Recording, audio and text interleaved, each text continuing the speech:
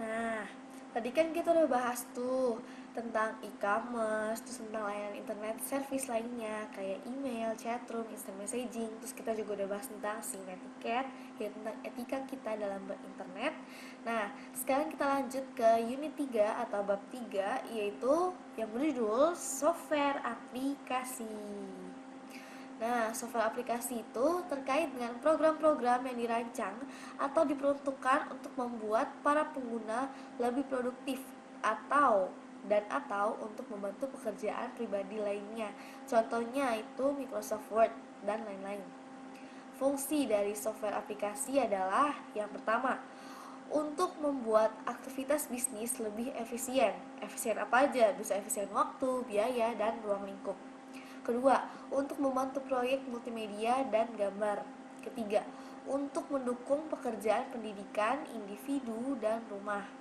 Keempat, untuk memfasilitasi komunikasi. One way or another, I'm gonna find ya. Tadi kan udah artinya tuh. Nah, sekarang software aplikasi itu tersedia dalam berbagai bentuk. Apa aja? Nah, ini saya jelasin. Pertama, package software. Nah, package software itu adalah software aplikasi yang bisa dimiliki dalam bentuk paketan. Contohnya itu Microsoft sama Corel. Kalau Microsoft itu kan ada Microsoft Office, Microsoft Excel, Microsoft Access, Microsoft PowerPoint. Corel itu ada Corel Draw dan ada Corel lainnya.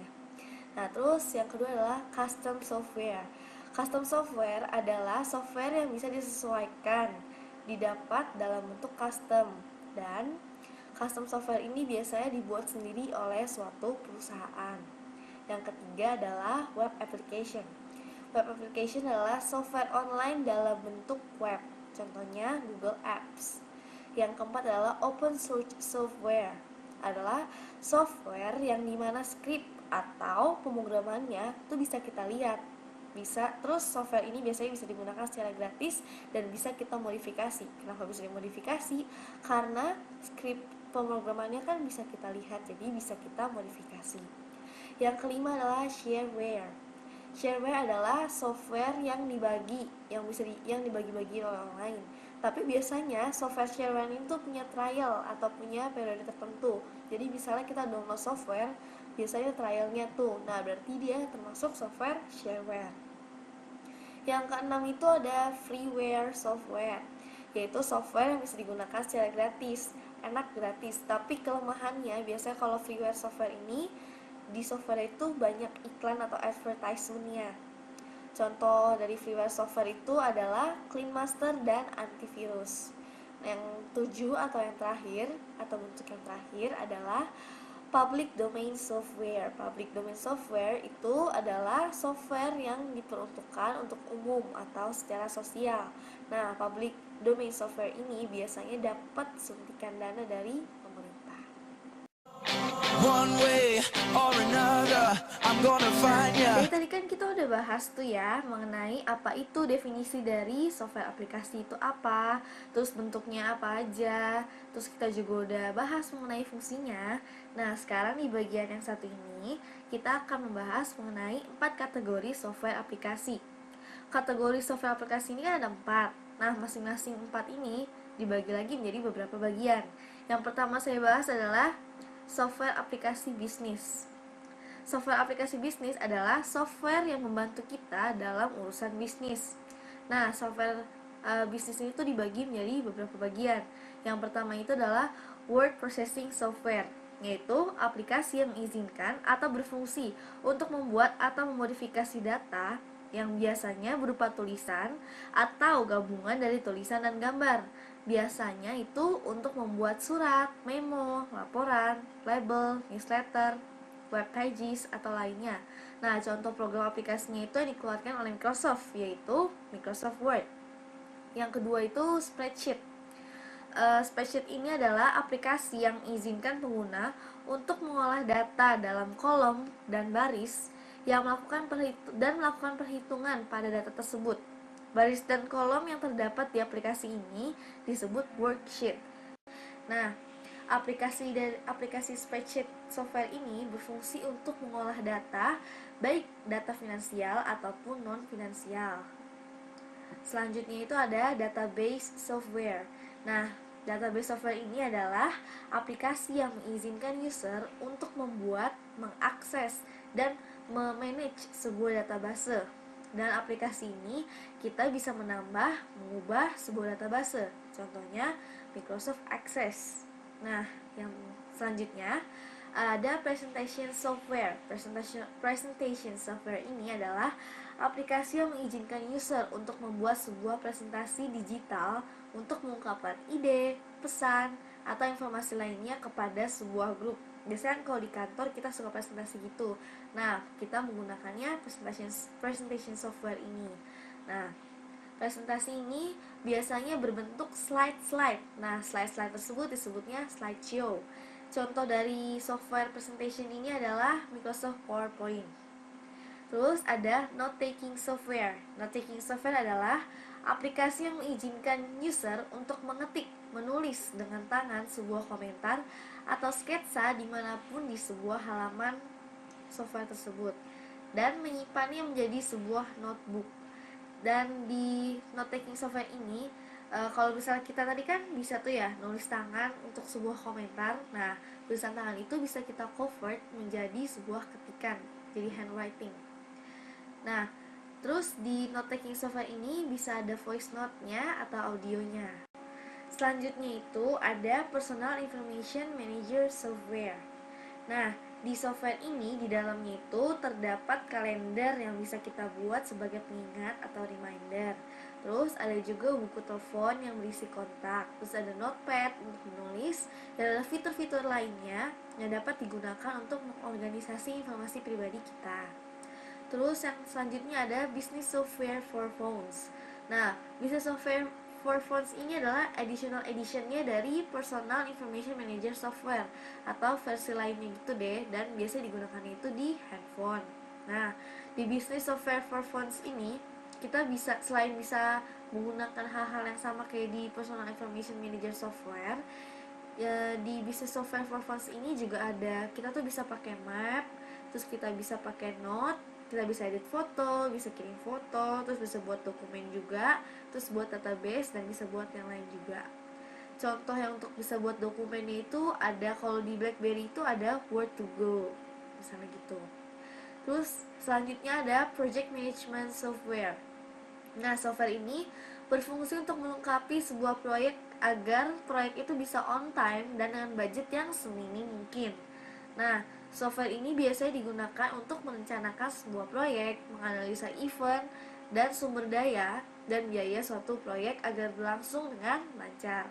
Selanjutnya lagi ada accounting software. Accounting software ini adalah software yang membantu sebuah perusahaan untuk membuat laporan transaksi keuangan. Biasanya berhubungan dengan jurnal, buku besar, piutang, hutang, membeli sesuatu atau kegiatan transaksi lainnya. Contoh dari aplikasi accounting software ini adalah Mayo.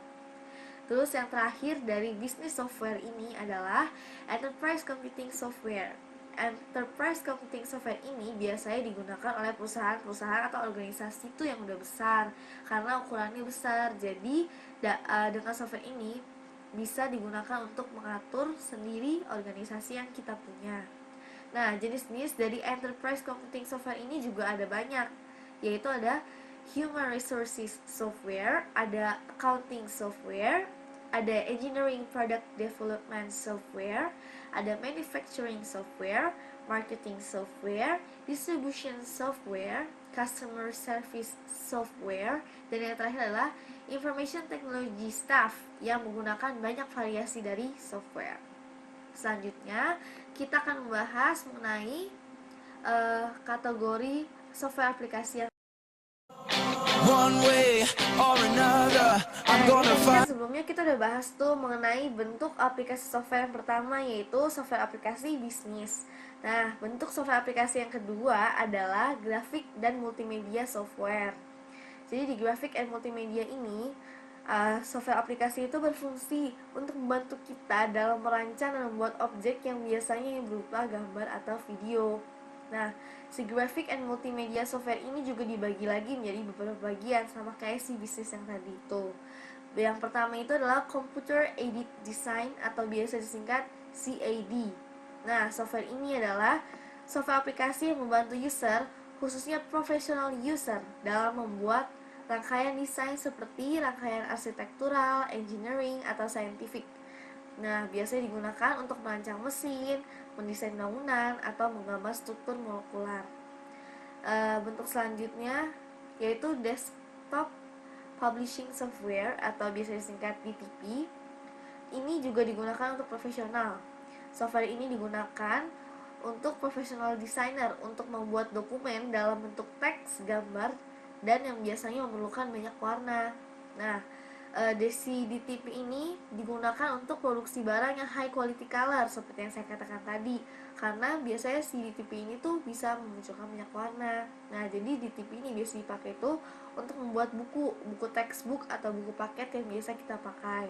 Terus untuk membuat news marketing literatur, terus untuk membuat katalog dan annual report atau laporan tahunan. Si DTP ini juga sering digunakan karena dia itu mempunyai sistem page layout, yaitu menyusun teks dan gambar berdasarkan basis page by page. Selanjutnya itu ada Paint or Image Editing Software. Software ini digunakan untuk ilustrator profesional, jadi digunakan untuk profesional juga. Jadi software ini tuh biasanya digunakan untuk menciptakan dan memodifikasi gambar seperti yang digunakan di DTP dokumen tadi dan di web pages. Si software ini juga biasa disebut illustration software karena memperbolehkan para profesional untuk menggambar, menggambar sebuah bentuk dan animasi lainnya. Terus lanjut lagi ada photo editing software. Setipe software ini digunakan untuk mengedit gambar yang memperbolehkan fotografer, videografer, ahli sains, ahli mesin. Jadi biasanya digunakan untuk profesional juga. Foto editing software ini digunakan untuk mengkustomisasi foto digital. Contohnya itu Adobe Photoshop. Lanjut lagi ada video and audio editing software, digunakan untuk profesional juga. Software ini mengizinkan para profesional untuk memodifikasi segmen-segmen video yang disebut klip. Nah, software ini biasanya itu kan tadi kan untuk mengedit video kan, jadi biasanya itu digunakan untuk memperpendek panjang video, terus untuk menambah special effect dalam sebuah video dan lain-lain. Dan juga biasanya itu ada filter gitu supaya untuk mengedit audionya. Selanjutnya itu ada multimedia authoring software, yaitu software yang memperbolehkan kita untuk mengkombinasi teks, animasi, audio dengan aplikasi yang interaktif. Terus yang terakhir dari graphic and multimedia software ini adalah web page authoring software. Kalau tadi kita sering dengar ya, bentuk-bentuk dari si graphic and multimedia ini banyak yang digunakan untuk profesional aja. Nah, kalau si web page authoring software ini membantu user dengan level apapun, jadi nggak perlu profesional juga bisa, untuk membuat halaman web yang di dalamnya terdapat foto, video, audio, atau animasi dan special effect lainnya dengan isi atau konten yang interaktif. Nah, abis ini kita lanjutin lagi ke jenis atau bentuk software aplikasi.